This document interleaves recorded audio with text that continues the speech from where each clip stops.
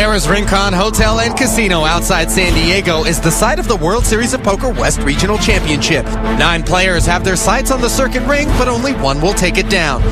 Will it be the always entertaining Dwight Pilgrim, whose crowd-pleasing theatrics belie cunning poker skills? I've lived my whole life to get to this point.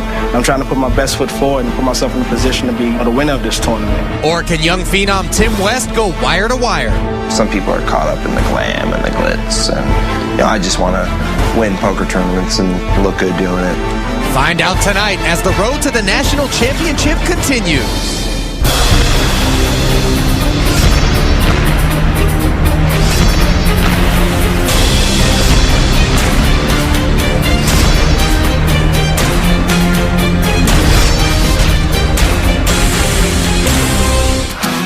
Welcome to the World Series of Poker National Championship presented by AMP Energy.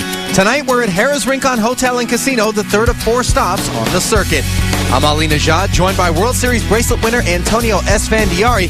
Let's take a look at the top of the leaderboard. Dwight Pilgrim is slowly becoming mainstream. He is always a force. David Peters to Dwight's left.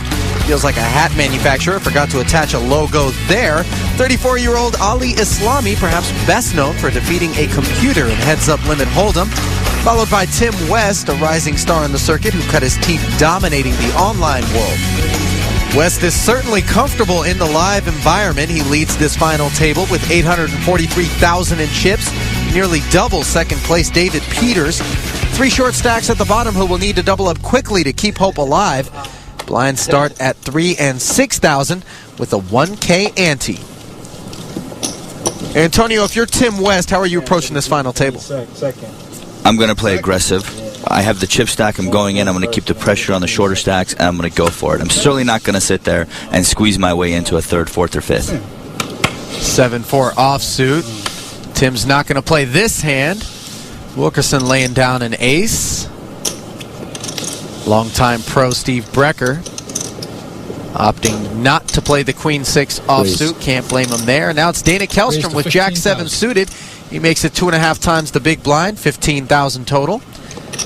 That'll get past Dwight Pilgrim's ace-9. And this is surprising. There is something to be said about the fold. A lot of times a player here who plays as aggressive as Pilgrim would 3-bet here with the ace-9, getting his opponent to fold a lot of hands. Back over to Ali Islami, no stranger to you. He defends his big blind. Played many, many hours with Islami. He's a very good player, and he knows where his opponents are most of the time. Top pair and a gut shot straight draw for Ali. Just the gut shot for Dana. Islami checks. Great flop for Islami. He's going to check because most of the time when an opponent raises, they're always going to continuation bet. And this is a monster flop for Islami. Call 20,000. Betting a call of 20,000 has the pot up to 82. Ace on the turn. Double gut shot straight draws for both players now. Kellstrom cannot win this pot. He can only tie if he were to make one of those 2 straight draws. Ali checked to him a second time, and now Kellstrom has bet 25,000. Islami again calling. Pretty weak bet on the turn. Islami is never going to fold a pair of queens here. Board pairs on the river. 3rd check from Ali. Going for the 3rd barrel here would be strong.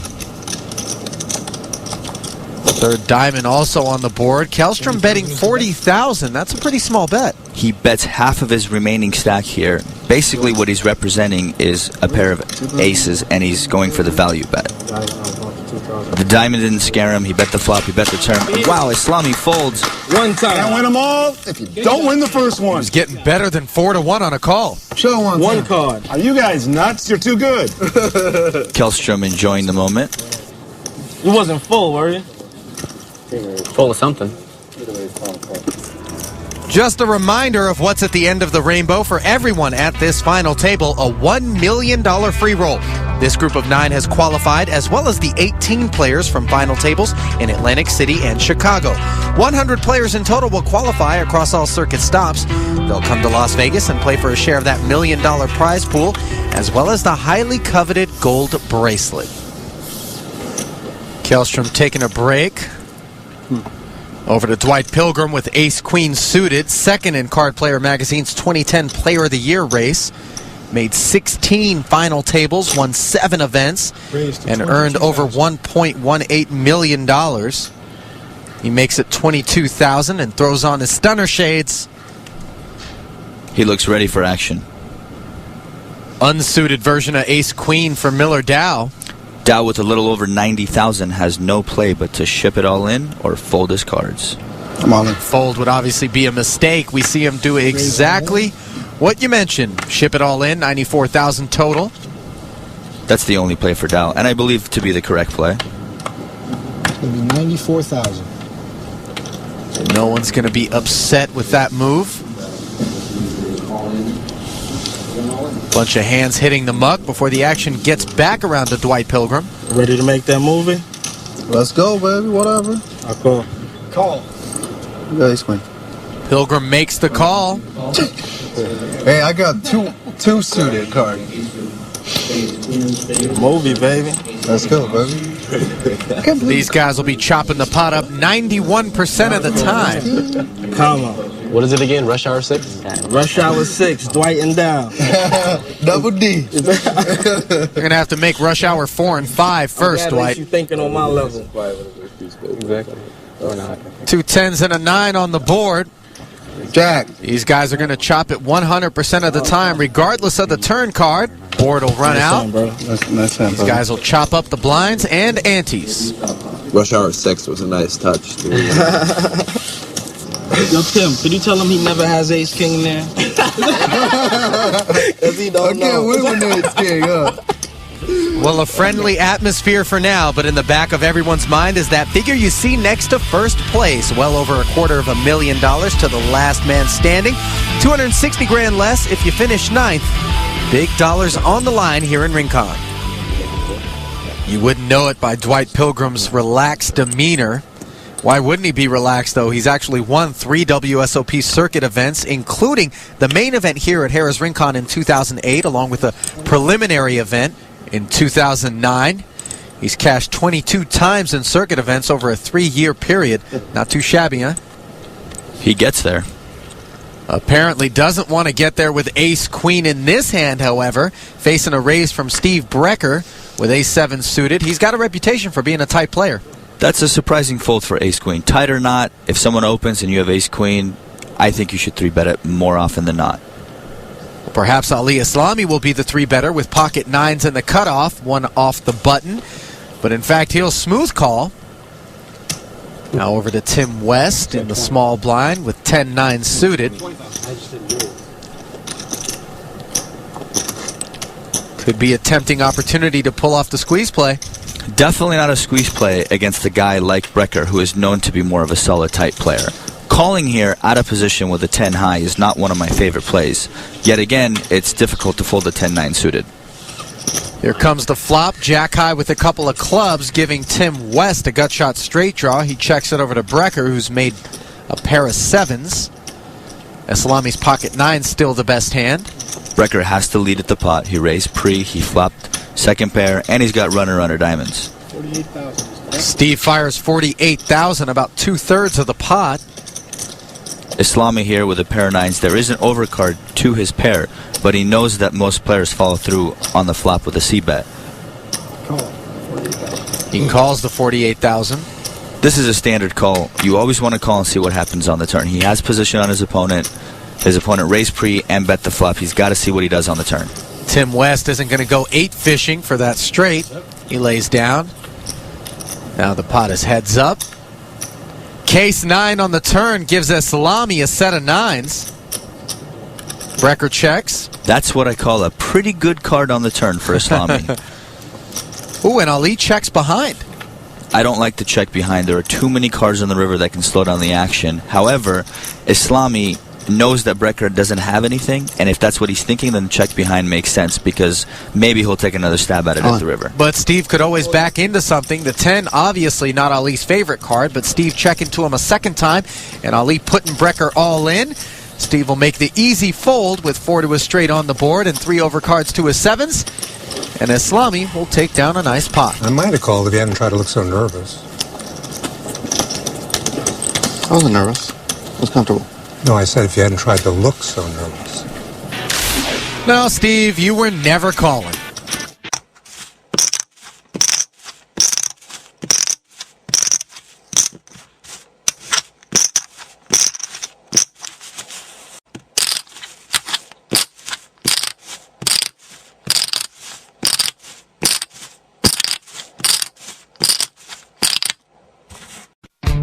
Welcome back to the West Regional Championship. Now, the East and West Coasts have different weather and rap music, but is the poker different? I think there is a little bit of a difference between East Coast and West Coast style. West Coast players are a little bit on the wild side.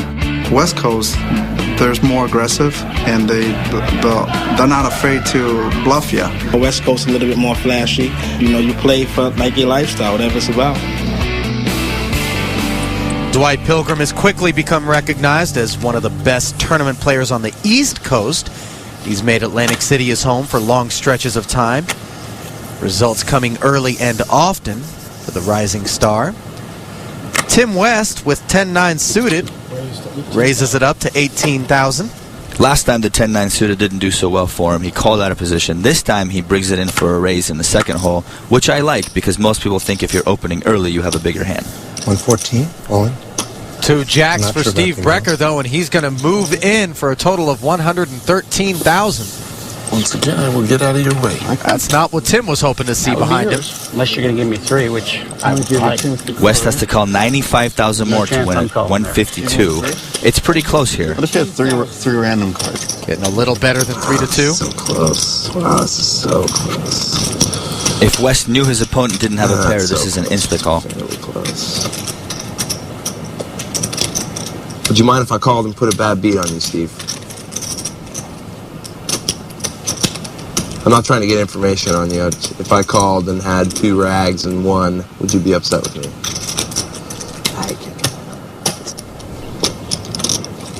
Don't bother adjusting the volume on your set. Steve isn't saying anything. No, I'm gonna fold. I'm gonna fold. West makes the laydown. I almost surged it in there. I really did. I like the laydown. He's got the big stack, preserve his image, keep his chips. 9-8 suited? Close. 10 jack suited? It's right in there. Right in there? Felt like it. Dwight Pilgrim doing a decent job at playing the guessing game, and despite that small hit, Tim West still very much in control at this final table. Ali Islami has moved into second place. Dylan Wilkerson and Miller Dow both in situation critical. Blinds at 4 and 8,000. Annie at 1K. Roughly 2.9 million in chips spread out across the table. And it looks like Dana Kellstrom isn't interested in any of it. He just laid down 2 sevens. He likes the Jack 7, but does not like the pair of 7s. That to me was definitely an open for a raise. I would not have folded 2 sevens there. The fact that he laid it down allows Miller Dow to open the pot. He's all in for his remaining 41,000 with ace-6 offsuit. Oh. It's because you know I can't call, huh? No, I got one move, buddy. Call. Mucked around to the other short stack at the table, Dylan Wilkerson, who wakes up with 2 jacks and snap calls. Always a great feeling to wake up with 2 jacks, particularly when you are low on chips. Not so good a feeling to get called by those 2 jacks with ace-6 offsuit. Miller Dow at risk of elimination here. Miracle ace. 10 high flop, not a good one for Miller. Blank on the turn, and now Dow is tugging at one of 3 remaining aces in the deck to double up and stay alive. No dice. Miller Dow is your 9th place finisher. He'll pick up a modest 24,000 and change for his effort. Obviously not what he had in mind. Good news is we know the guy's strong enough to carry his cash home. The boardroom table and the poker table. The only difference between them is a layer of felt. At these tables we go all in. We're fully leveraged. Reading risk and reward here isn't much different than reading it on a spreadsheet. We play because poker's like business, without the conference calls. The office may close at 6, but there's a game that's always open. We play at FullTiltPoker.com. Welcome back to Harrah's Rincon, the site of this year's West Regional Championship. Eight-handed action now after the elimination of Miller Dow in 9th place. If we need security for the money presentation, we got a great option now. Good one, Ali. Listen, buddy, they can't all be home runs, you know? Not all, not most. Pulled it around to Tim West with ace-10 offsuit. Raised to 18,000. He'll dip into that mountain of chips, putting 18,000 out there. Couple of queens for Steve Brecker. Brecker, born in San Diego, now lives in Reno, Nevada. Makes his way around the tournament circuit as a certified pilot in a small business jet that he flies. All in 155. All in for 155,000. He's going to have to place 4th or better to pay for that jet fuel. 137 to call. Well, the first step is winning this pot. West has folded to Brecker once before in this match in a similar situation. Ace-10, quite mediocre here. Brecker probably has him beat. West does not like his ace-10, and neither would I. Steve is so comfortable, too. 137,000 more to call. Too rich for Tim's blood. Have a 7-8. I know my cards are probably good. No, I never said that. But I I'm never not said that suited, yesterday. so... If I was suited, it wouldn't have changed it that much there. Tim West dishing up 18,000 to Brecker. Here's a little food for thought about how he honed his poker game. I'm Tim West. I am from Los Altos, California. One job that has helped me play poker, my mother owns a catering business. I've been, a delivery guy. I've been the elbow grease guy. And it teaches you discipline, and it teaches you to be very good with people. And if you treat people well, they tend to treat you well and give you honest information. Honest information is good information at the poker table. So being a good hospitality-wise is very crucial for poker. Well, Tim West was pretty hospitable to Steve Brecker. Perhaps not as hospitable as Steve would have hoped up against the ace-10 with 2 queens. But he'll take it nonetheless. Where do you play poker? Brecker will sit this one out with 9-4. You're always happy to just take the pot and not risk your opponent catching an ace. Dana Kjellstrom with napkins. Lays it down over to Dwight Pilgrim. He's got some artwork, and he plops 16,000 into the pot. That's a min raise with the blinds at 4 and 8. Generally, I don't advocate the min raise in tournaments, but a lot of these young players use it a lot. What are the pros and cons? To me, it shows weakness. Again, you can always use it the other way. However, if you min raise, you're letting in the big blind and the small blind in for a lot cheaper. After having it folded around to him, DJ Blanchard 3-bets to 41,000 with 5 high. How much you playing? Started the hand with about 350, 355. He might have sensed that Pilgrim min raised, therefore didn't have a super strong hand, and is going after it with a 3-bet. And indeed, his spidey senses were tingling. He ends up stealing with the 5 high. I like the 3-bet there a lot. Well, you might have, but Dwight Pilgrim certainly didn't. He's got a suspect look on his face. DJ Blanchard here to play. Welcome back to Harrah's Rincon, just a short drive from San Diego. One person who can probably make that drive faster than anyone is Dale Earnhardt Jr. Prior to the start of this regional championship, he met with fans and signed autographs. Then he sat down with another junior, Phil Hellmuth. It's my pleasure to be interviewing Dale Earnhardt Jr., one of the greatest race car drivers ever. Dale, there's a lot of similarities between, poker and racing. We're both juniors, for example. What similarities do you see? Poker, from my standpoint, is a thinking man's game. There's a lot of strategy, and it's a chess match between 2 guys. So I think that there's a lot of that in racing. How you got to kind of outsmart your opponent. Is NASCAR driving, race car driving, a sport? I believe we're a sport because there's sport involved and there's competition. So I certainly believe it is. How about poker? Is poker a sport? I think poker is a sport because, again, you have competition and the way the game's played and at the level that it's played and how popular it is, I believe it's a sport.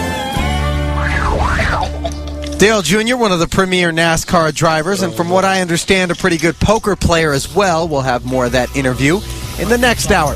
Let's get a look at the chip count now. Tim West pacing the field while Islami and Peters sit in second and third, respectively. Miller Dow in the permanent pit stop of 9th place. Blinds at 5 and 10,000. Ante's still steady at 1K. Mucked around to Dylan Wilkerson. His turn with Queen Jack. And he opts for a little different course of action, laying it down. That's okay in my book. If he plays a hand, he's basically committing his whole stack, and Queen Jack is not exactly the hand you want to get your money in with.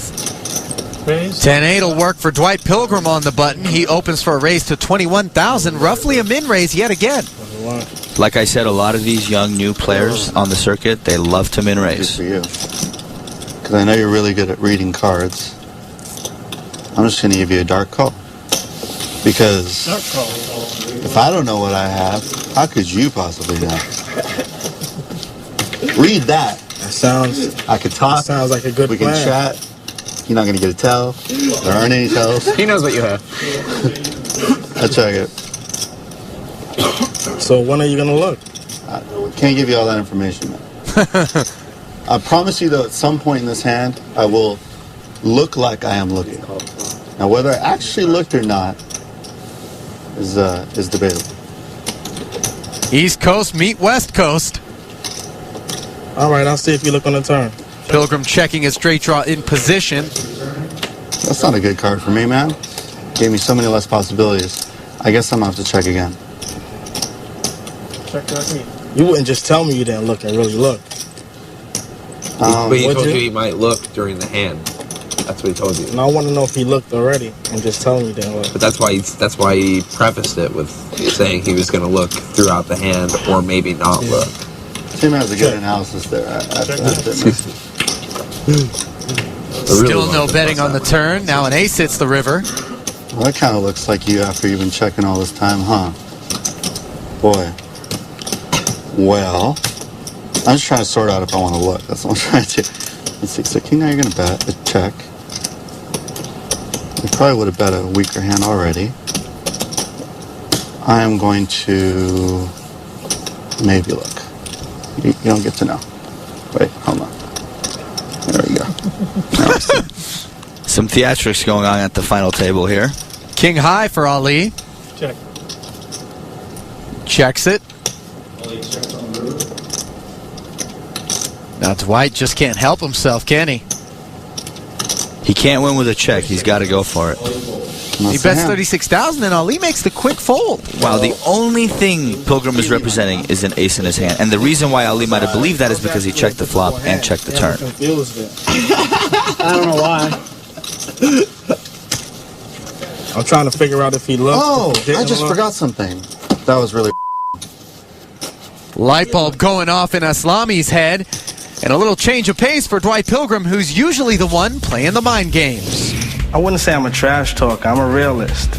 My strategy is, you got to keep people on an even keel. Sometimes you got to stop them from bluffing. Sometimes you got to keep them from making moves. Sometimes you got to keep them in other situations where their mindset is off a little bit. So what I do is I just try to keep people thinking at all times and keep them guessing. Rush hour 6, Dwight and Dow. Ready to make that movie? Let's go, baby. Whatever. I'll call. I believe in positive thinking. If you want something, you have to see it. Most times you got to put it in paper. Before you get to put it on paper, you got to come in your mind and you got to actually see it. I see it in my mind. I've dreamt about it. I'm going to win this.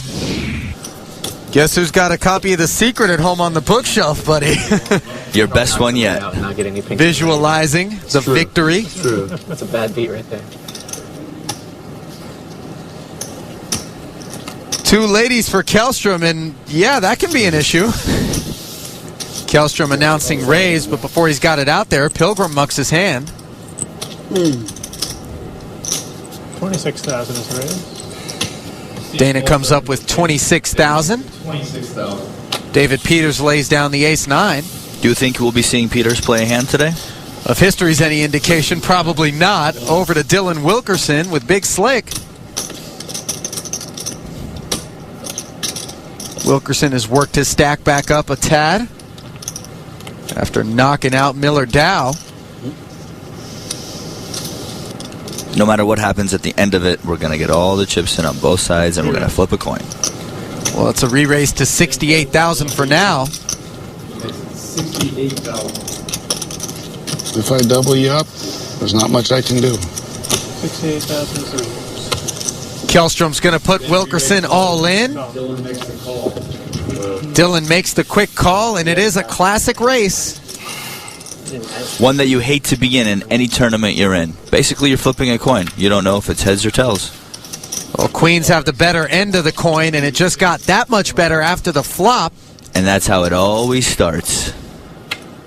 Turn is the 9 of diamonds. Swing and a miss for Wilkerson on the turn. He needs an ace or a king to stay alive. Cannot connect. And Dana Kjellstrom is going to pick up a healthy pot, while Dylan Wilkerson is going to finish an 8. He'll pick up a little over $30,000. Obviously not much he could have done there. Hand pretty much played itself. Don't worry, Dylan. Even Dale Earnhardt Jr. loses a race now and again. Playing poker, playing hockey, it's the same deal. It's about challenging your opponents. Learning to make the right move at the right time. With over 10 million players, more tables and more tournaments at every level than anyone else, learn for free at the world's largest poker site, PokerStars.com, and find the PokerStar in you. Welcome back to the World Series of Poker National Championship presented by AMP Energy. During the break, we caught up with 8th place finisher Dylan Wilkerson. I wasn't too happy about it because I was against one of the tighter players at the table, self-admitted. I knew he had a big hand, but I had ace-king, he had queens, classic race, and I lost it. So, feel about as good as you can feel after losing a hand, I guess. So the action continues, 7-handed. Line still at 5 and 10,000. Ante still at 1,000. Was really hoping Dwight Pilgrim laying down. And this could be it. David Peters' first hand. He is alive. Raises to 23,000. Gets a chuckle out of Ali Islami, who's paying attention, no doubt. 23. It's 128. Queen 10, not exactly what we'd expect Peters to have with his first open raise. No, but he knows that he has a tight image, and the opponents are not thinking he's playing a lot of hands, so it's okay for him to open with the Queen 10. Folded around to Brecker, who's got 2 aces. Oops. Now, in Brecker's mind, David Peters has a really strong hand here as well, and that might cause him to put in the re-raise, but instead we see him smooth call. I don't like the smooth call with the aces, especially out of position. There's a lot of ugly flops out there. 6, 7, 9 with a couple of clubs. That would be one of them. Both players checking. Now top pair for David Peters. He's also got the gut shot straight draw. This is actually a great card for Brecker. It gives Peters top pair, which means there's going to be some money going in the pot. All in. I call. Brecker check raising all in. David Peters makes the snap call. He's in trouble.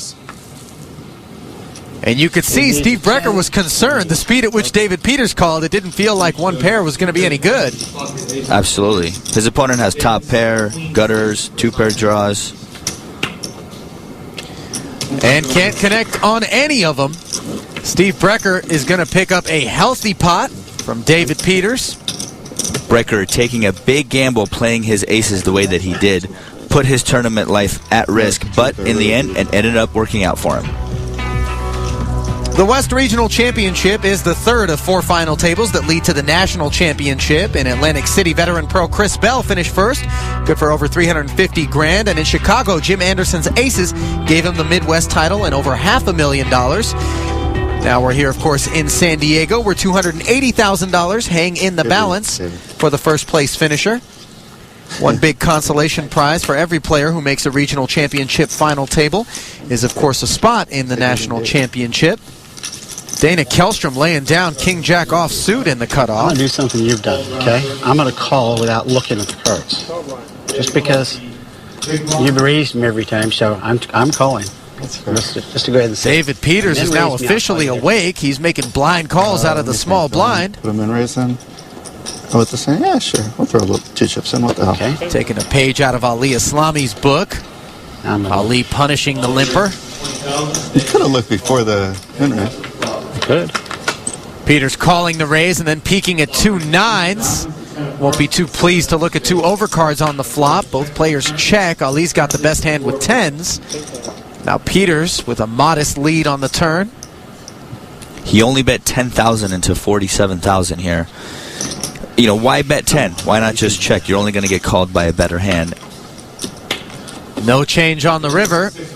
Peters again goes to the well with 10,000. Nice. He makes the easy call. Oh, God. And he'll take the pot. It's funny, when people bet weak, they usually are weak. And this was a classic example of weak betting with a weak hand. David Peters taking a somewhat elementary approach to that pot. He's currently bleeding chips. The West Regional Championship from Harrah's Rincon Hotel and Casino is well underway, and so far, 2 players have made their way to the exit. First, it was Miller Dow with ace-6 against 2 jacks. It's because you know I can't call, huh? No, I got 1 move, buddy. Call. Only got 1 move.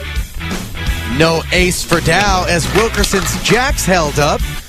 Dylan's good fortune was short-lived, however, as his ace-king couldn't outdraw Dana Kellstrom's queens.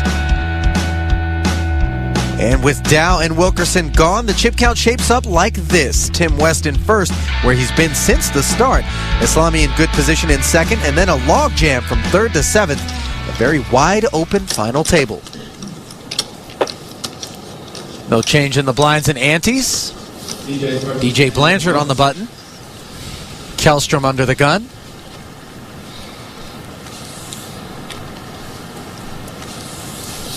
He'll fold the 10 deuce. Doyle would have played that. The old Texas Dolly. Pilgrim makes it 25,000 with 9-6 suited, and Peters calls with King 10 suited. This is okay. He's got position on Pilgrim. See a flop. See what happens. What about Dwight's open? Dwight's open, I don't mind. You know, you're trying to win the antes in the blind, so in this particular situation, you want to open a lot of hands and try and pick up what's out there, especially when your opponents are playing tight. Got to be mindful not to open too many pots, though. Somebody will play back at you at some point. Here we've got a heads-up situation, and Dwight Pilgrim flops the nuts. The absolute nutter butters. Swing and a miss for Peters, though. Pilgrim tries to trap. No action. 4 to a straight hit the turn. Pilgrim still looking to get some money out of Peters. Both players check. Now queen on the river. 80. 80,000. Pilgrim finally bets his hand. Bit of an overbet there. 80 into a pot of 72. Easy fold for Peters. And mark this one down for Dwight Pilgrim. Open with the 9-6, flop the nuts, and there really wasn't much he could do to get money out of his opponent. David Peters never really connecting with that board. You, how's it go? If you can't beat them standing up, you take them to the floor. That's a whole different zone. That's three-handed. That's a whole different type of excitement, three-handed. Button now on Tim West. Pilgrim will be first to act. Let's see if he keeps the throttle on. 10 deuce. He'll hit the brakes. Would Doyle have played that? I don't think anybody's playing Doyle at this table. Ace deuce for DJ Blanchard. Looking calm and collected. But also interested in what's shaping up behind him before deciding to raise in the cutoff. 23,000 is the number. Should you start the hand? King queen suited for Tim West. 3-3, 20, 3-30 or so? Yeah, 3-30. He's thinking whether or not he's going to 3-bet or just flat here. I'm all in. Or how about ship it? Why risk half your stack when you have everybody covered? Why not just make it 60,000 or 70,000 and see what happens? The small blind or the big blind could easily wake up with a hand, and even the guy that opened for a raise has over 300,000. I don't like this play one bit. Well, West gets away with one there, as nobody's got enough to call with. Steve Brecker did have ace-jack. He did. He thought about it, but he was never going to call. Ace was just too big. No, I had ace-jack. He lets Tim West close spot in on his hand. Is there any applause for anybody that went? Steve. Yeah, there we go. Thank you. Steve got an applause. He has a great rail. West rally in the crowd. Steve's friends and family love him. It's a good feeling. Steve seems like a really gentle, good guy. David Peters lays down the Jack-4 suited. If Steve's name was Ben, I would call him Gentle Ben. Gentle Ben. But Gentle Steve just really doesn't work. Just doesn't roll off the tongue. 23. Islami getting aggressive. Slightly, to say the least. There's a lot of hands you can open with, but total air Queen 3 offsuit is one I try and avoid. Close to rolling off. 2-10's definitely not a hand to be avoided, and DJ Blanchard's in there. Smooth calling. I like the flat here. You have a pair of 10s, you have position on your opponent. Why not take it to a flop and see what happens? Position is so powerful. Action on Dana Kellstrom. Dwight Pilgrim has decided to call. Out of turn. Not sure what Dana's thinking about with King 5. Sorry about that. I think he's... Pilgrim's got King Deuce suited.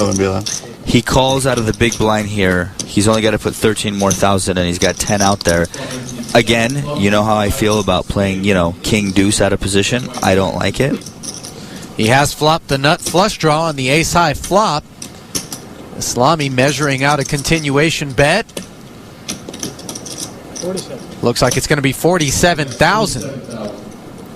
Blanchard is in a tough spot here. He's got a pair of 10s. His opponent raised pre and bet on the flop when an ace comes. It's close. You can call, you can fold. It just kind of depends on what read you get off your opponent. He decided to give up. He also had a player behind him in Dwight Pilgrim who simply lays down the nut flush draw. Now, why do you play the King Deuce of Spades if and when you flop the nut flush draw, you're going to simply fold it? So is it a mistake? It's borderline. It's very close, Sully, because he's only got a little over 200,000. He simply cannot call. Whether or not he wants to put his whole tournament life at risk with a flush draw is up to him and what read he gets off his opponent. I like 60% believe you. Just folded the nut flush draw. Only one person believe me, it's the camera. We got your back, Dwight. Nut flush draw, right into the muck.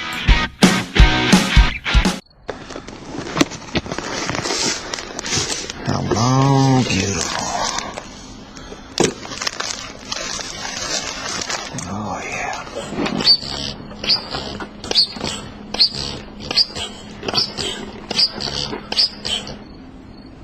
No one to play with. So play online at partypoker.com. It's fun, it's easy, it's the world's largest poker room. You folded? Seven-handed action continues with the blinds up to 6 and 12,000 and the antes doubled to 2,000, which is rough news for Dana Kellstrom and DJ Blanchard, the short stacks. More 10 deuce. Doyle is everywhere. A 6 suited for Dwight Pilgrim on the button. He's got his stack back up to 320,000 and he's going to put 24 of it out there. A min raise again. So I love when they complete like a cash game. Complete? Complete the big blind from the small blind. It's only one blind. I don't think you're using that term right, but in my head, I am. More psychological warfare between these two. They've been here before. Rainbow flop ace high. Pilgrim's ace is the best hand. Both players check. Pilgrim disguising his hand. Ali picks up the nut flush draw on the turn. Pilgrim adds a gut shot straight draw to his aces. Islami was hoping for another free card. 24,000 is the bet. Not happening. Small bet of 24,000. Ali calls. You got me. Caught me red-handed. And makes the nut flush on the end, which gives Dwight Pilgrim 2 pair, aces up. 4 to a straight also out there, and Islami's going to lead right into Dwight for $65,000. 130. Raise to 130,000. This is not a good raise. There's a straight on the board. There's a flush on the board. Even if he has the best hand, there's not many hands I could call him that aren't beating him. This is a dream spot for Islami, obviously, because he just got raised and he's holding the nuts. On. You raise all in. Man. Ali putting Dwight all in. And there's no way Pilgrim can call here. Dwight's only got 141,000 behind.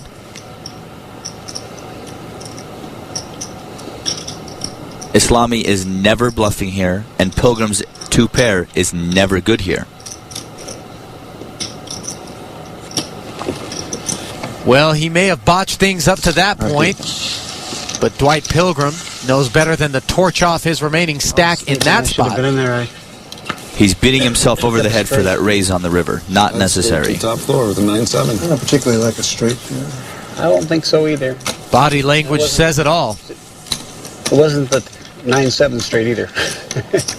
Time now for the Amp Energy Hand of the Day. It's the one we just saw. Things look good for Dwight Pilgrim. What you got, man? On the turn. Caught me red-handed. But the biggest action card in the deck hit the river. 130. On. Man. And it set off a chain of events that would leave Pilgrim as the table's short stack. Can't even really give Pilgrim credit for the fold there. He just shouldn't have ever been in that position. Definitely not. He raised on the river when he shouldn't have. He just put himself in a bad spot. Now he's kicking himself over the head. And that's the condition that needs to be met when you're raising on the river. Either you can get a worse hand to call or a better hand to fold. If you can't check one of those boxes, you have no business putting in the raise. And nowadays, poker has progressed where players love to get full value for their hand. And so a lot of times on the river, they do things they shouldn't have, and it ends up getting them in trouble. 3 players in a limp pot. King, ace, deuce on the board. Pilgrim again with aces. Islami with kings up, however. This could get ugly. We should see some fireworks here. Islami with 2 pair. He bets in position. David Peters out of the way after Pilgrim calls the 16,000. And Dwight picks up the nut. Flush draw on the turn. And ships it all in. Not an easy call for Islami, but he does have 2 pair, and his opponent is fairly short stacked, so I think it's pretty standard. Yeah. I call. Oh. What's that? 2 pair? Ali makes the call, and Pilgrim sees the bad news. He's not drawn dead, however. Any heart other than the king, any ace, 10, or 3, and he'll double up and stay alive. If I win this if I win this hand, I'm going to drink this Amp Energy drink and get pumped. You hear me? I'm going to get pumped, Tim. Pilgrim prepping himself for a victory swig. But it's not meant to be, and one of the pre-tournament favorites is sent home in 7th place. Bit of a collapse there for Dwight Pilgrim. He's going to earn over $38,000, but he certainly had his sights set on more. Also earning a little something is Ali Islami, the beneficiary of that pot and first player to over $1 million in chips. Tim West finally facing some serious competition as he slips into 2nd place, while the rest of the field is still holding out hope for a double up. 1/3 of our final table has been eliminated. Are you guys nuts? You're too good. Let's go, man. And after some sly gamesmanship, I am going to maybe look. You don't get to know. Strong moves. Do you mind if I called and put a bad beat on you, Steve? And close races. If I win this hand, I'm going to drink this Amp Energy drink and get pumped. We have a new chip leader. 5 more will bust out before we learn how the West was won. For Antonio Esfandiari, I'm Nejad. We'll see you next time from Harrah's Rincon.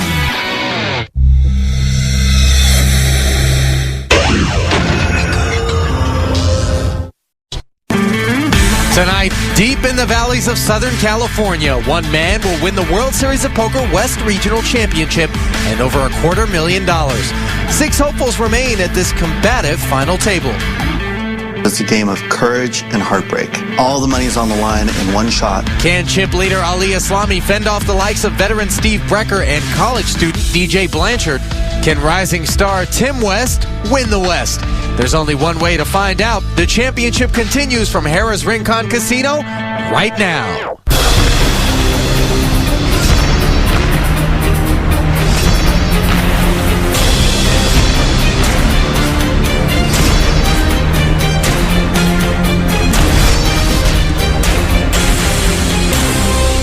Welcome back to Harrah's Rincon. A tournament that started with 98 $10,000 buy-ins is now down to just 6. Hello everyone, Ali Nejad along with Antonio Esfandiari, set to watch this interesting remaining field. David Peters, owner of both a JD and an MBA, pretty smart guy. Ali Islami, a high-limit player with a lot of cash game experience. DJ Blanchard, a young pro who's close to finishing his degree at UNLV. Tim West, a California pro who's rapidly improving his resume. And the elder statesman at the table, Steve Brecker, followed by former RE/MAX realtor Dana Kellstrom, who rounds out the remaining 6. Kellstrom is the short stack, but not much difference between 3rd and 6th place. Everyone chasing Islami and West. Tim had the chip lead for most of the final table, but Islami recently took the top spot from him. Play continues 6-handed with the blinds at 6 and 12,000 and an ante of 2,000. From the start of 9-handed to play at 6-handed now, Ali Islami seemed to be getting in there and playing more hands than his opponents. He has the experience. Does he have what it takes to close the deal?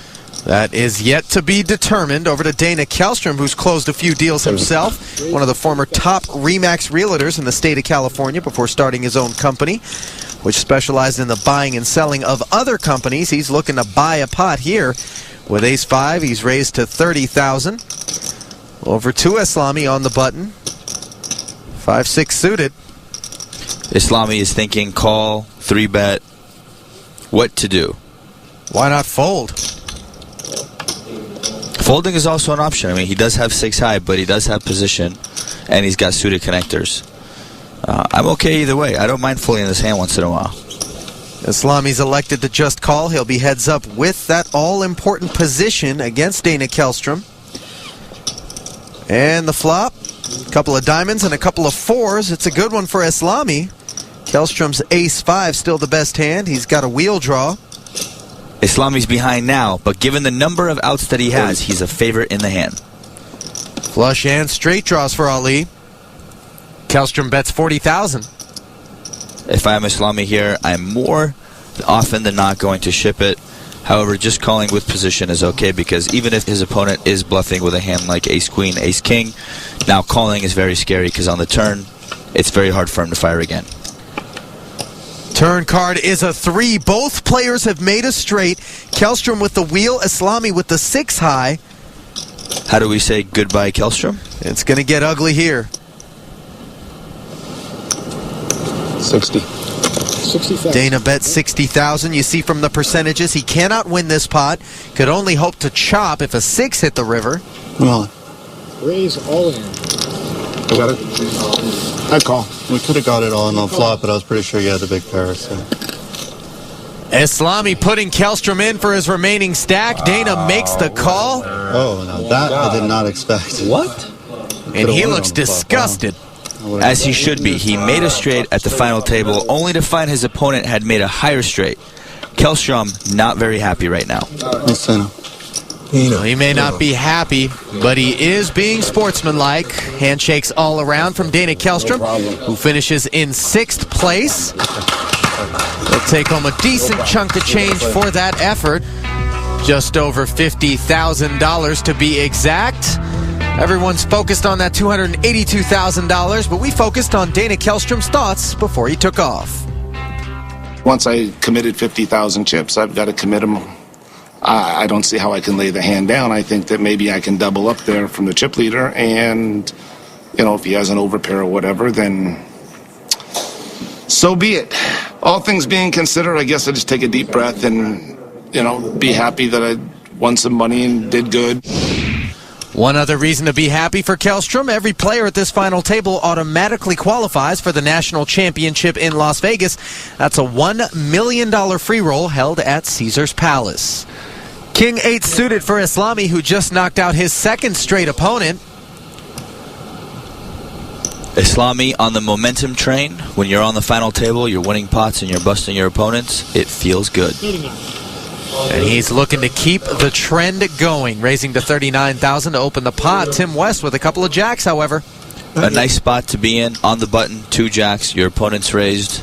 Fold it to the button. He can 3-bet or he can flat. Both options are okay in my book. Yet to be determined is which option West is going to go with. And it looks like a smooth call of 39,000 up against the chip leader. West currently second in chips. And given that he's against the chip leader, he decided to flat call with the jacks because he doesn't want to put himself in a situation where he gets re-raised and he might have to play his whole stack for 2 jacks. He's heads up and in position, and he's flopped a set of jacks. Ace-high board. Swing and a miss for Islami. Not going to slow him down. He fires 72,000. Which is standard. You always want to do a continuation bet after the flop, hoping that your opponent has missed the flop as well.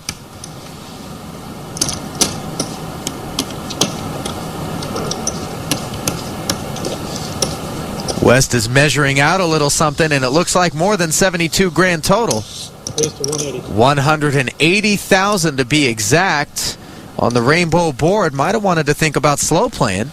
Slow playing is an option. However, if he slow plays, he might be giving Islami a free card, which he doesn't want to do. If Islami has an ace in his hand, he's going to get action anyway. So I think raising was the correct play. He'll be a touch disappointed not to get any additional action with a hand that strong. That's a decent-sized pot, however, for Tim West, who narrows the gap between himself and the chip leader. While the players compete for the remaining 5 spots, they can take consolation that they're all qualified for the national championship in Vegas, a tournament you can't buy into. It's a $1 million free roll with just 100 players, big prize pool, and a bracelet to the winner. 36 of the 100 players will come from the final tables of the 4 regional championships. Back to the action, Islami under the gun with ace-9 offsuit. His momentum was disrupted by Tim West. Doesn't seem to slow him down. Not at all. And it shouldn't. He has an ace in his hand. It's relatively short, and you should be in there playing a lot of pots when you have all the chips. Over to West on the button again. He's got 10-8 suited. Depending on the tempo between the 2 players, 10-8 suited here, either a 3-bet or a flat is okay. He's definitely not going to fold. But folding wouldn't be a mistake, would it? You don't want to give up your position. You have the button, and you kind of have to take advantage of that. You can't just be folding your buttons if you want to be a successful no-limit hold'em player. Steve Brecker with a bit of a dilemma. He's got king-queen offsuit. Maintaining his discipline, he pitches it. I think that would have been a good spot for Brecker to make a move. Any 2 cards Islami could have, and his opponent did just flat on the button. He's not worried about a monster. He could have shipped it there. 5-high flop with a couple of clubs, neither player connecting. Islami's ace-high is still the best hand.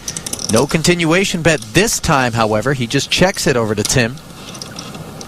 Tim has to stab. He has 10-high. He can't win the pot any other way. Islami showed some weakness by checking.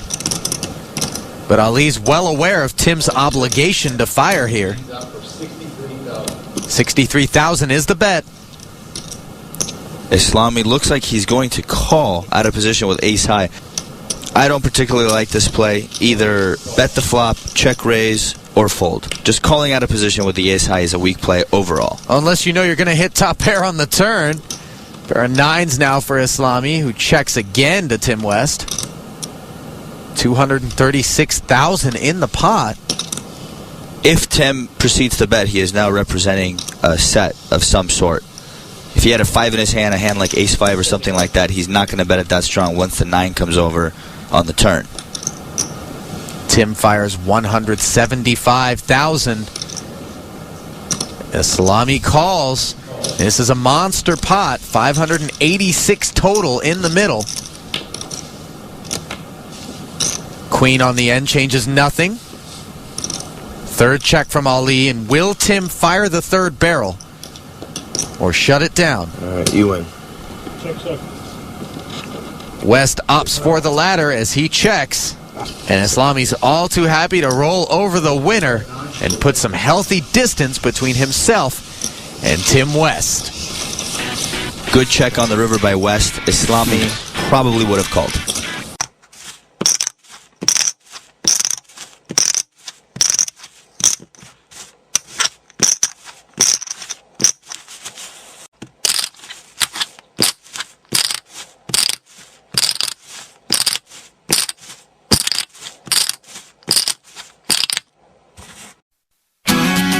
Welcome back to the World Series of Poker West Regional Championship presented by AMP Energy.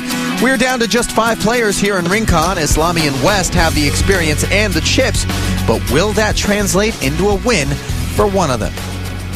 Experience really does pay off in these certain situations. If you've been there before, you've felt the pressure, you know how to act, it does help. Ace-King suited helps. Steve Brecker staring at that right now. Steve Brecker seems to get a lot of hands. Well, he seems to only play big hands, raising to 40,000. No, Ali Islami inadvertently exposing his 6-9 suited. And the deck exposing pocket aces to DJ Blanchard's eyes. Calm, cool, and collected.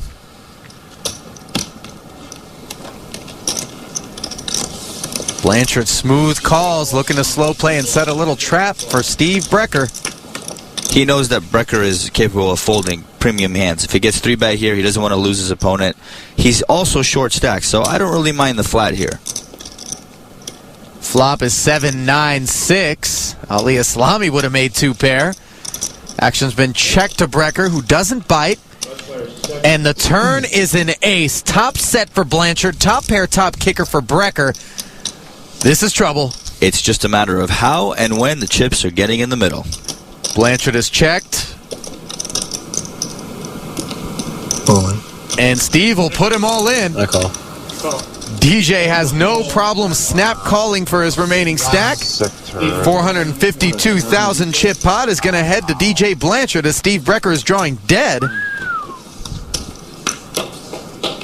Insignificant 5 on the river. And that worked out rather nicely for DJ Blanchard. He got tricky, and it paid off. His double up is going to move him to 3rd in the chip counts and push Steve Brecker back to the bottom of the leaderboard. As we take a look at the current chip counts, Ali Islami has got almost half the chips in play, 2.94 million total chips at the final table right now. Ali in complete control. Tim West in second with just shy of 800,000 as we return to 5-handed action with the blinds at 8 and 16,000, and he's still at 2K. DJ Blanchard under the gun.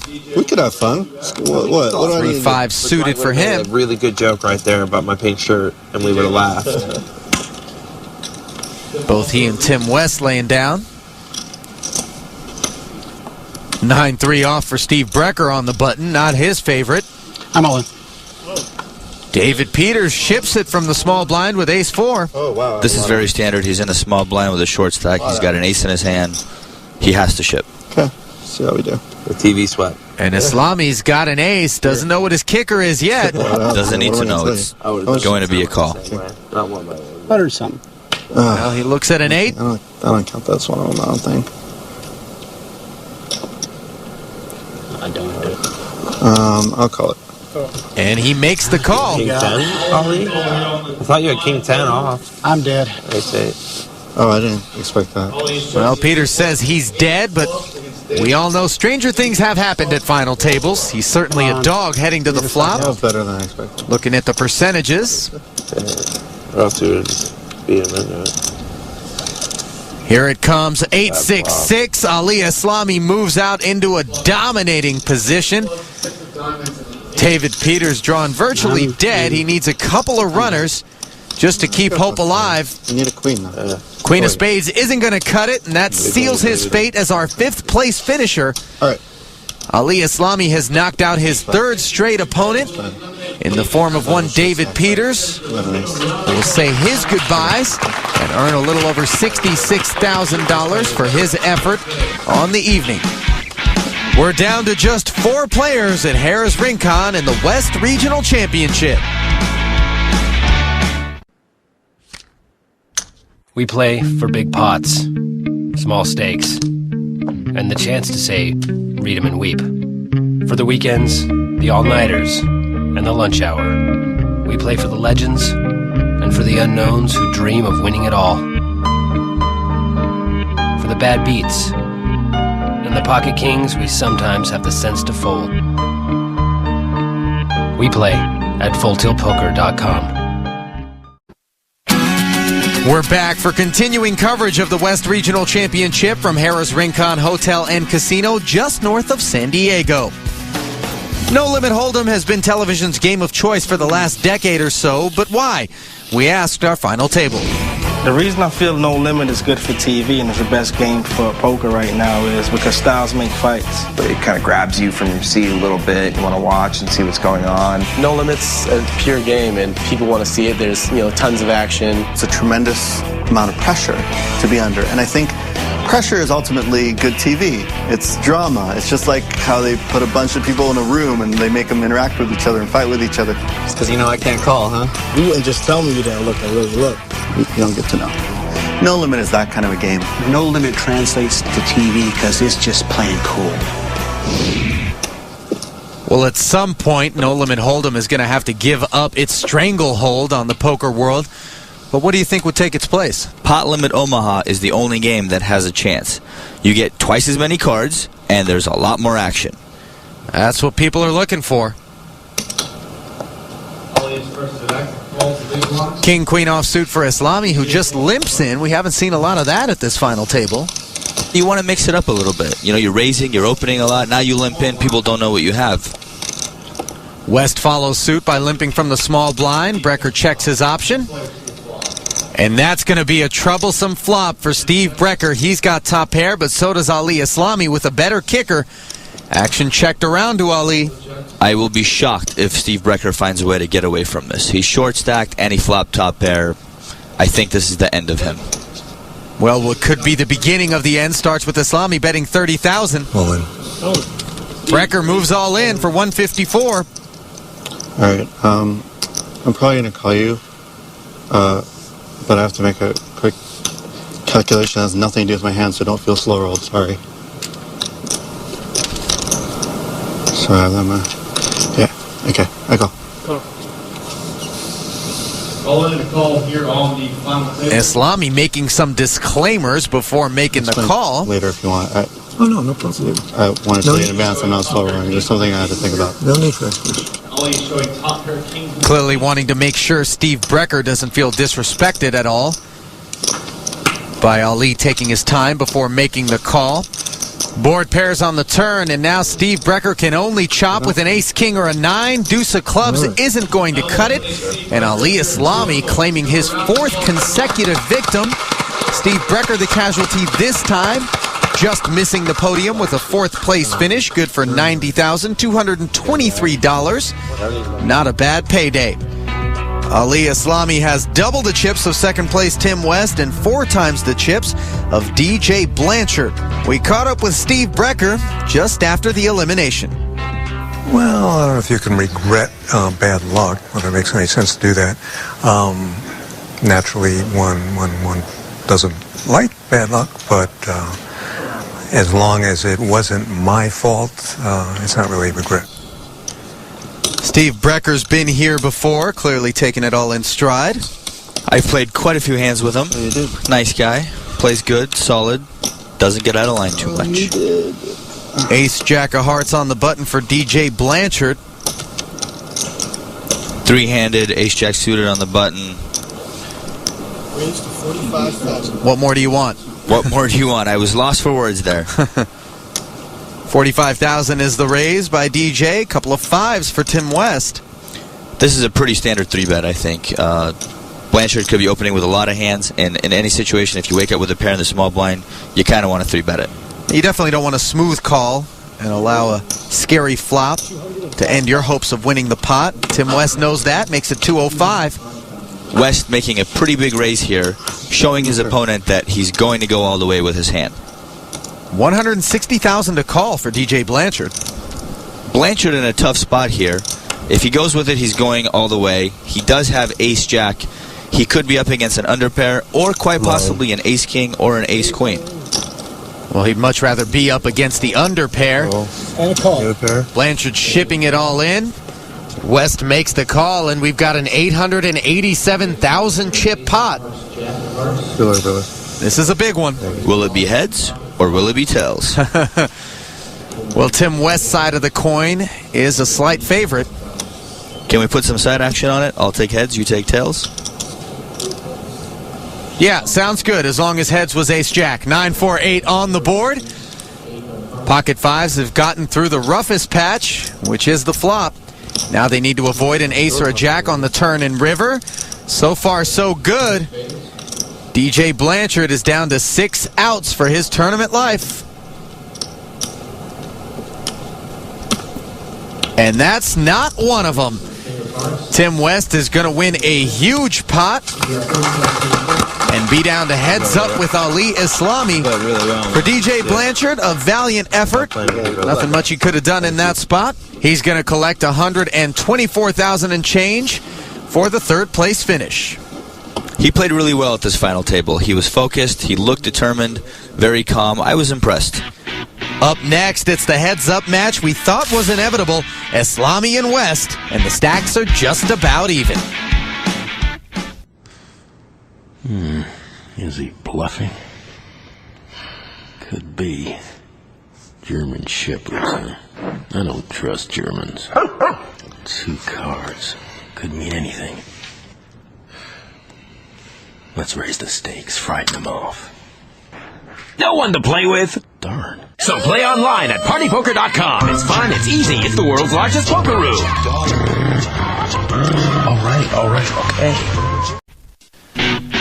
Welcome back to Rincon, the third of 4 stops on the road to the National Championship in Las Vegas. We're down to heads up. Let's go, baby. Because you know I can't call, huh? Miller Dow was the first player to bust at this final table, and Dylan Wilkerson followed soon thereafter. I'm all in. Mr. Personality Dwight Pilgrim bowed out in 7th, and Dana Kellstrom got cold-decked in a big way. Easy money, huh? Peters and Brecker fell to Islami as well, and DJ Blanchard busted in 3rd. Is there any applause? Now it's West and Islami for over $250,000, the circuit ring, and the title of West Regional Champion. There's a look at the chip counts. Heads-up play begins with Islami in the lead by a little over 300,000 in chips. Blinds at 10 and 20,000. You would know more about that field than I do. But and an ante of 3K. Yeah. Given both their experience and knowledge of the game, I think we're going to see a pretty good heads-up match. 7-3 suited for Tim West. Not a pretty good hand, but he'll limp in. No, not the greatest hand, but he certainly doesn't want to be folding, especially in heads-up play. Any 2 cards are playable. I'll start us off here, Tim. Islami checks his option and then fires a 20K dark bet. Not sure what to say about that one. It's a unique one, I'll tell you that. First time for everything. West calls the 20K with the double gutter. I didn't even look at the flops, though. Rightfully so. Turn pairs the board. West adds a flush draw to his resume. Islami showing some weakness with the check. He did bet it blind on the flop. West with just 7 high, but he's going to bet 65,000, and that'll put an end to the first pot, which will go Tim West's way. Yeah. There we West go. made a good bet on the turn. Ali showed some weakness on the turn, and he went after it with a bet. Well, weakness isn't something that Ali Islami has a habit of showing in the high-limit games in California, where he's a big winner, and that experience has given him exposure to all kinds of players. I'm Ali Islami, and I'm here from Los Angeles, California. In my experience, there's basically 3 types of poker players. One is the old school kind of intuition. These are the gamblers, people that were in the bars smoking the cigars and that sort of thing. Then there's the new generation of really analytical players, somewhat math-based, really interested in particular spots and so forth. And then there's players that are kind of in the middle, and I think I fall into that category. Being from a games background and playing live, I think, is a nice advantage in this situation. Islami hasn't just beaten up on live opponents. Along with Phil Locke, he actually beat the world's best computer robot in Limit Hold'em. Figure out if I wanted to go to my favorite sushi place. He says that was actually his biggest poker accomplishment. That's your good buddy, Phil Locke. We are trusted, close business associates. He's never called me his friend, Ali. No? It hurts. You guys are always looking to deliver the pain to one another. He is my friend, and I do love him. Speaking of pain, Ali Islami will look to deliver a dose of that himself. Up against King 10 for Tim West. Tim has raised it to 50. Ali's certainly going to re-raise here. Or not. Or not. He is out of position, but in a heads-up situation where the opponent is willing to get all of his money in with a hand like ace-queen, possibly ace-jack, I like re-raising. 8-high board misses both players. 106,000 in the middle. This is the predicament you get yourself into. It comes with a bad flop, and then what do you do? Well, how about lead out? I like the lead, but what happens when you get called? 65,000 is the bet. Tim West goes away. Ali takes it down. It worked out for Islami. What? Nothing wrong with what he did. I just would have done it a little different. Under the radar, picking it up. I got a copper? Sweet. Well, Islami seems a little surprised to have taken the pot down right there, but he did have the best hand. Harrah's Rincon Hotel and Casino is an oasis just north of San Diego. With diverse dining, an impressive gaming floor, and a luxurious pool complex, this is a vacation spot not to be missed. Good look at the skyline of San Diego, and if you've ever flown into the San Diego airport, then you know what that looks like. Time now for part 2 of our Dale Earnhardt Jr. Phil Hellmuth Jr. one-on-one. You know, it's a real pleasure for me to interview Dale Earnhardt Jr., the most popular NASCAR driver on the planet. Now, we know you're great at racing cars. You have any poker game? I feel like I can play Texas Hold'em pretty well. I play online with a bunch of friends. The one problem I have is the lingo. All my buddies know the lingo and say all these things, and I'm like, I don't even know what y'all. Well, you know what all in is. You guys move all in on the racetrack. I mean, I know a couple of phrases, but yeah, I got to learn the lingo. But I'd love to challenge you one time to oh yeah, no, I mean, look, you know, I do charity tournaments all over the country. Yep. We raised about 13, 14 million. We need to get you to one of those. I'm sure I wouldn't do as bad as you did in a race car. I think I'd have a little more luck.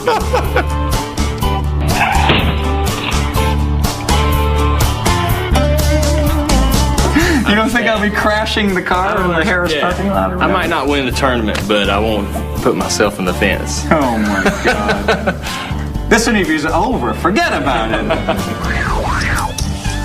I'd be lying if I didn't say that I enjoyed watching Phil crash that car. I'm glad he wasn't hurt, but I did get a little pleasure out of that. I don't know how he picked out a pole. There was so much empty asphalt, and the guy went beeline right into the one thing that he could wreck. That's Phil Hellmuth, ladies and gentlemen. Picking up the action, it's 10 deuce suited for Tim West. He opens to 50,000, and it's deuce 5 suited for Ali Islami. Finally, somebody plays the old Doyle. 10 Dewey. And he's up against 5 deuce, which happens to be called the Cajun Slick, a guy I learned from, Eldon Elias, way back in the day. That's his famous hand, the old 5 Dewey.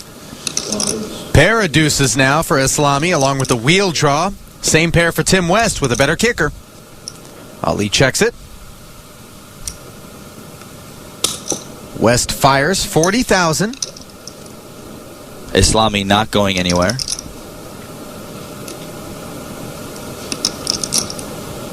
Again, as people know, it's very difficult to make a pair. You know, if you take out 5 cards in a deck and just deal them out, more often than not, you're not going to make a pair. Islami calls 40,000, pot up to 186. Turn pairs the ace. Islami knuckles a second time over to Tim. Tim's content to check behind.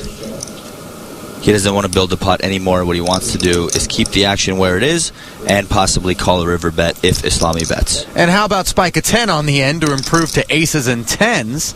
Islami checks a third time.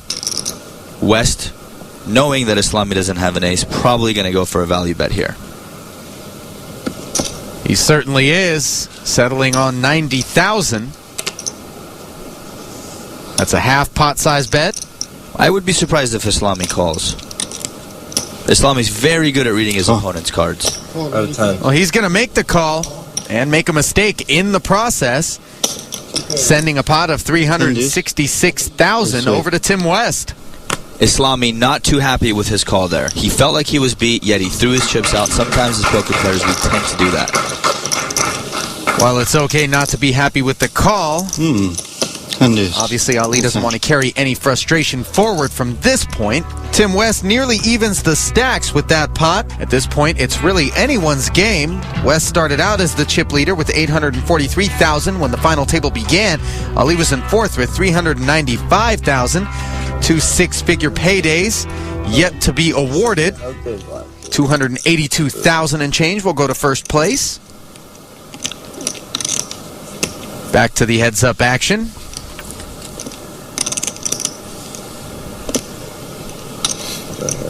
Tim West looks at King 9 offsuit. Makes it 50,000. That's the standard figure. Jack 7 for Islami.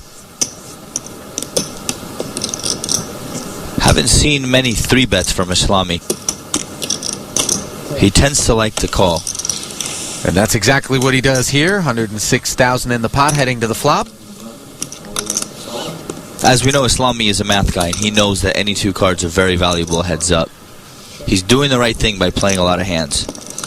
Not connecting with the flop here, and he checks over to West, who also missed the flop and checks behind. His king high currently in the lead. Board pairs on the turn. Islami checks a second time. West content to check as well. When West checks the flop, I like the check on the turn. He's got a king high. He might have the best hand. Why give his opponent a position to take the pot away from him? Third ace on the river, and Islami checks a third time. Now West looks like he's going to value bet 40,000. This doesn't matter that much. And that is exactly what he's doing. A lot of people at home might think that he's trying to bluff, try and take the pot away, but West is quite certain that his king high is good and is going for the value bet. Ali with the second nut no pair. King 9. Pays off. Yeah. That was a great bet by West. He either had, I knew he had 1 of 2 hands, basically. 1 of 2 types of hands. Islami obviously not happy with that outcome. Things have not been going well for him so far in heads-up play. Thank you. The sign says Harrah's Rincon, but it might as well read Value Town as Tim West takes the chip lead from Ali Islami. Heads-up play continues from Harrah's Rincon. Ali Nejad along with Antonio Esfandiari. High-level no-limit hold'em here at the West Regional Championship. And Tim West has taken back the chip lead. Been a while since he's had that. 1.5 million to 1.436. Blinds at 10 and 20, Annie at 3K. Tim West jumping on the momentum train, winning more pots than his opponent. Full steam ahead so far in heads-up play for Team A 420 as he's known online. Wonder what that stands for. And West makes it 50,000 to go with Jack 10 offsuit. Islami with the computer hand as it's known, Queen 7, the average winning hand when all 5 cards are dealt out in hold'em. He calls an extra 30K. Top pair for Ali, middle pair for Tim. Both players checking. Islami pretty standard to check. His opponent did raise going in. He wants him to continuation bet. That's a standard check. Islami checking a second time on the turn. West checking as well after picking up the gut shot. Board pairs on the river. Islami should value bet here. If his opponent had an ace in his hand, he more than likely would have bet the turn. Ali feels the same way you do, betting 45,000. West makes the call, and Islami will take down the pot. And West did a good job in that pot by not betting the flop and creating a big pot. He certainly could have lost more. Ali Islami taking back the chip lead. I love heads up, though. The reason I love heads up is because you can play a lot of hands. Yeah. Like 10 deuce. Some may say. What'd you have, queen 6? 7. That's a cutoff, right? That's a computer hand. It's a computer hand, yeah. Average.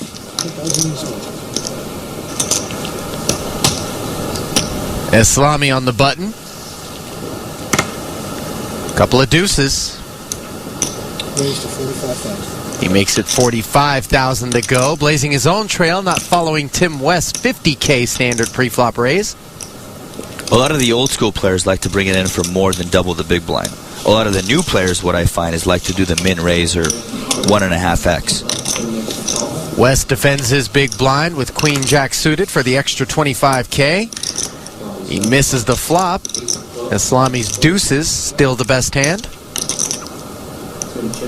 Tim checks it over to Ali, who checks behind and fills up on the turn. When you know the turn is going to be a deuce, why not check the flop? Well, Tim checks a second time. By checking twice, Tim is basically giving up the pot. Ali might check again and try and induce a bluff out of Tim on the river. And that's exactly what he's done. River card is the 8 of clubs.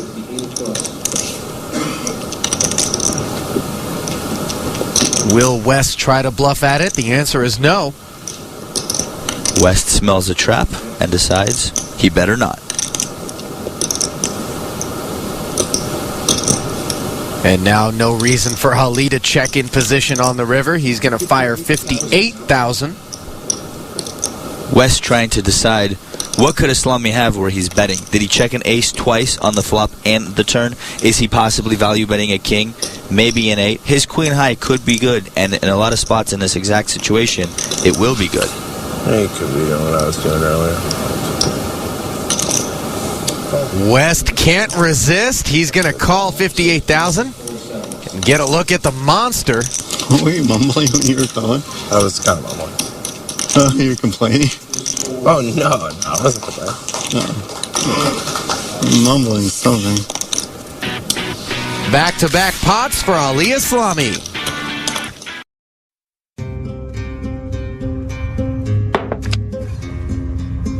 Poker, like a lot of things in life, it's all about strategy. Sometimes it pays to act weak when you're really in a position of strength.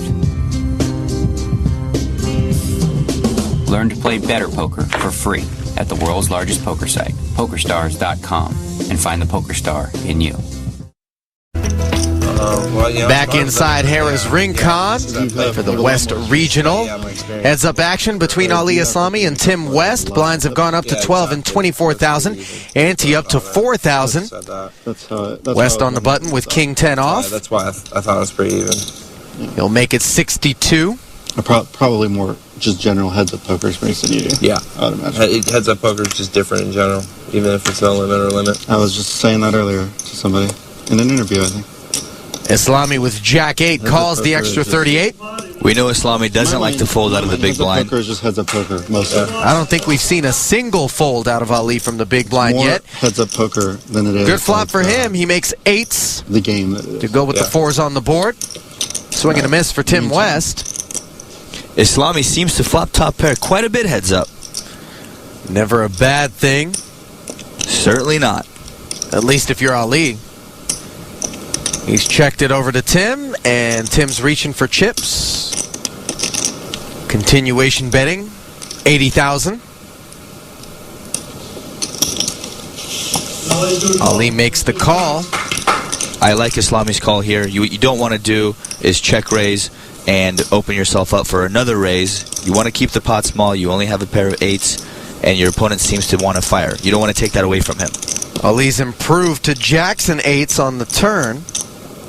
He checks a second time, and West checks behind. Third 4 on the river. 150.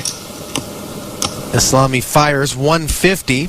We saw West calling earlier with Queen High. Let's see what he does with King High. 150. Plus. That's good. Well, he's made the call. A lot of people at home are trying to figure out why in the world West would call with King High. But if you really think about it, what does Ollie really have? Is he betting an 8 so strong? Probably not. So he either has a jack or a 4 or a missed flush draw. Time now for the AMP Energy hand of the day, and it came when play was 4-handed. DJ Blanchard chose not to re-raise before the flop with pocket aces, and when the turn brought an ace, Steve Brecker had no choice but to go with his ace-king. Brecker was drawing dead, and Blanchard had signs of life. Wow. DJ Blanchard earns tonight's AMP Energy hand of the day.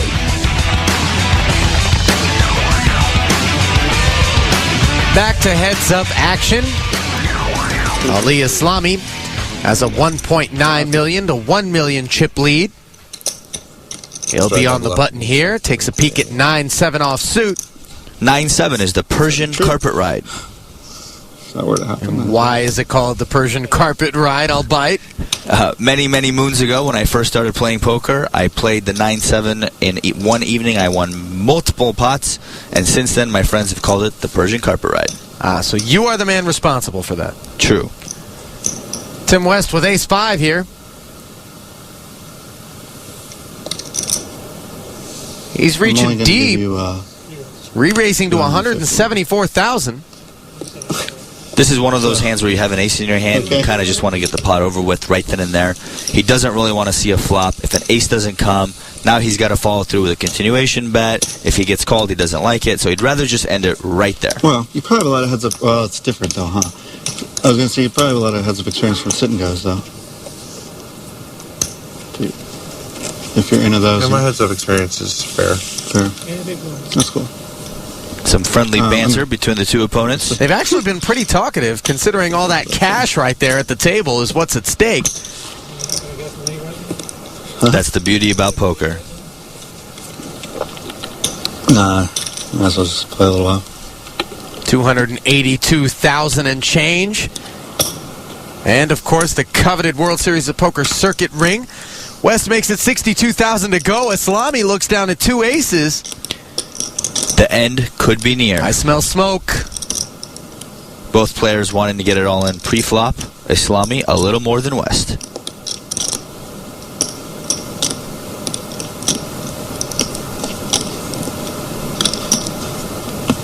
Ali weighing his options. And he's going to 3-bet it. We finally see a 3-bet out of Eslami. And guess what he has? The Nutter Butters. I'm on. Oh, man. I got you. Call. Oh, you got me? Wow, you got it. I got it. West moves all in. The snap call from Eslami. That's sick. Pretty sick. Finally had the run-in. And things are not looking good for Someone told me I was Tim. going to get second. They won't believe it. Not what he had in mind when he got his stack in with ace-queen. He is a huge underdog heading into this flop. You got, no? No. Got one live suit. 8-6 deuce with a couple of spades. Eslami's got the ace of spades, so that won't be a factor. Sucks. Tim West needs to hit running queens or it's all over. A little over a 300 to 1 shot. Did you have it earlier when you made it this? Jack of clubs on the turn, ices it. Ali Eslami is your 2011 World Series of Poker Circuit West Regional Champion. Eslami taking it down. There were a couple of pots. He played a little goofy, but overall, I think he played exceptional, and he took it down. Congratulations. He deserves the win. Tim West didn't do too bad himself, and he's going to earn $174,000 and change for his effort. We caught up with him right after the final table was over. Going into the heads up, you know, he had me about 1.7 to 1.2, and I chipped him down. He made a furious comeback, and he played a great match. And there's a couple adjustments I could have made at that point when he started to come back, and I didn't. And that's where, you know, the heads up experience comes into play. And, you know, sometimes it'll go your way, and sometimes it doesn't. That's just how it is. But in this one, I think I could have played a little bit better, but for the most part, I think Ali just played really well. So Ali Islami takes it down in style with pocket aces. A grueling final table has come to a dramatic close, and the World Series of Poker circuit ring belongs to high-stakes professional Ali Islami. Wow, you got it? I got it. Wow. Islami busted foe after foe, ultimately wrestling away the chip lead from his fiercest opponent. You know what they say, you can't win them all unless you win the first 4. After a seesaw battle, a final hand cooler sealed Islami's win at nearly $300,000. Thank you very much. Congratulations. Now Islami can set his sights on the national championship in Las Vegas. For Antonio Esfandiari, I'm Ali Nejad. Good night from Harrah's Rincon.